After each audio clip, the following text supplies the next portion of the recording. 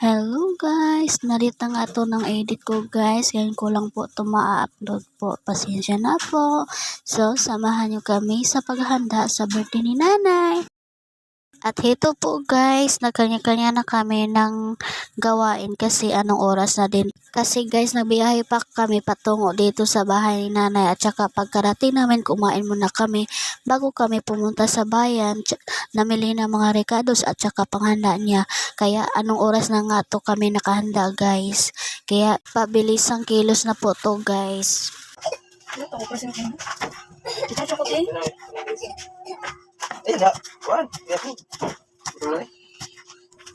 Okay. Ako ta kay padani ka dyan nun sa masin doon. Di juga ka ulit bye-bye.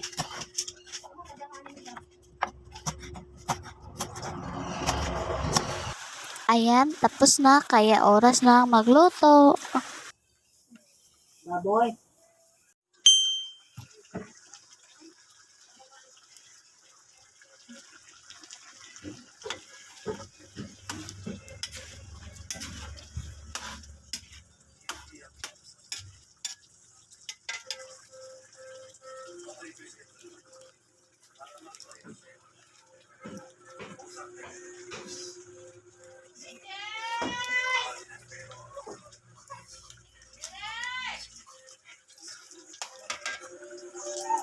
Hindi chacha, go kami mo. Pagani iwan pagani ako kaya. Wan pagani ko kaya. Smile sa webe, smile sa webe.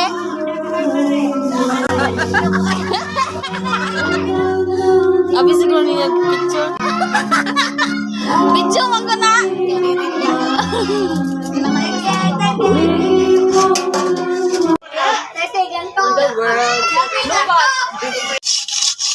Kinabukasan nga, naglinis muna ako ng kaldero. Pinakinis ko muna to bago kami umuwi at saka bago kami maligo ng tubig ngayon. Wow, ang ganda ng tubod. Ang sarap maligo dito guys. Sobrang linis at saka sobrang lamig po dito guys. Kaya, so, kung may panahon kayo, pwede kayo pumunta dito guys. Wala po tong entrance fee. Sobrang nakaka-relax po dito guys. Ito muna kami nagmumuni-muni at saka ninamnam yung fresh na hangin. At sobrang nakaka-fresh talaga dito guys. Sobrang sarap sa pakiramdam. Parang nare-relax ka talaga. Hindi talaga nare-relax ka talaga. Ang sarap talaga sa pakiramdam guys. Alam nyo ba guys, hinuhuli lang namin yan noon guys, nung pagkabata namin. Minsan naiinis nga kami kasi kunting galaw lang, lilipad na talaga siya. O, sinong relate dyan? Sinong gusto mo bumalik sa pagkabata? Marami tayo, kaway-kaway po kayo. Ang sarap talaga pagmasa ng likha ng Diyos, nakakamangha.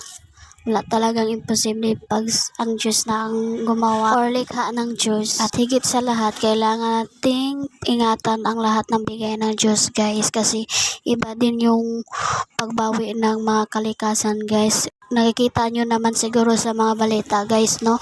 Maraming landslide, maraming baha, at saka sobrang sama ng mga panahon ngayon guys.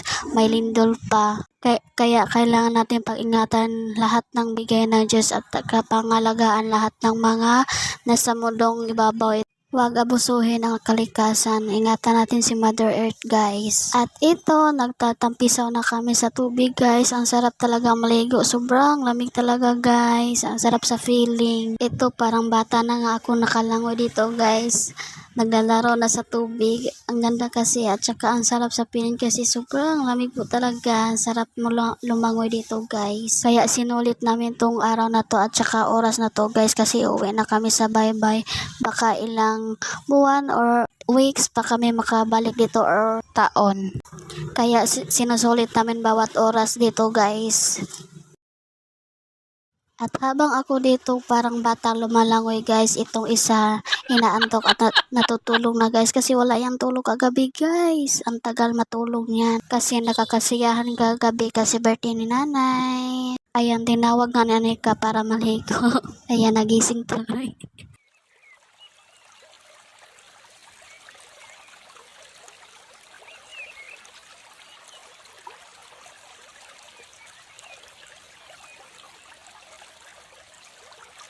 At huwag kayong mag-alala guys, safe yung mga bata guys, kasi lagi po namin yan tinitingnan at hindi po yan nakawaglit sa aming paningin guys. Or nawala sa aming paningin guys. At saka may mababa lang po talaga na tubig dito na part guys, kaya pwede maligo yung mga bata dito guys. Pero kailangan po talaga matingnan at saka i-guide at saka bantayan guys, kasi hindi nyo alam yung panahon, di ba? Kaya kailangan po talaga unahin yung kapakanan ng bata at saka safe yung bata.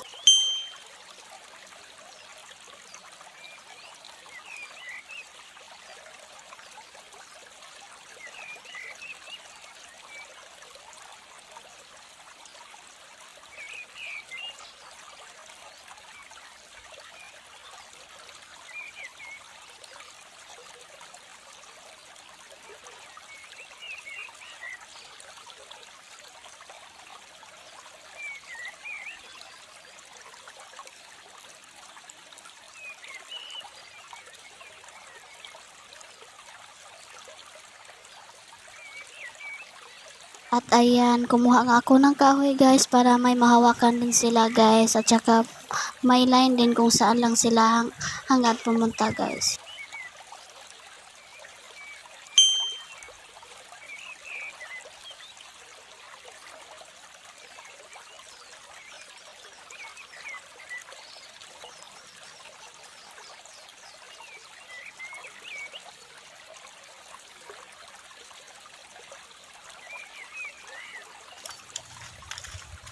So hanggang dito na lang guys. See you in my next vlog. God bless. Thank you for watching.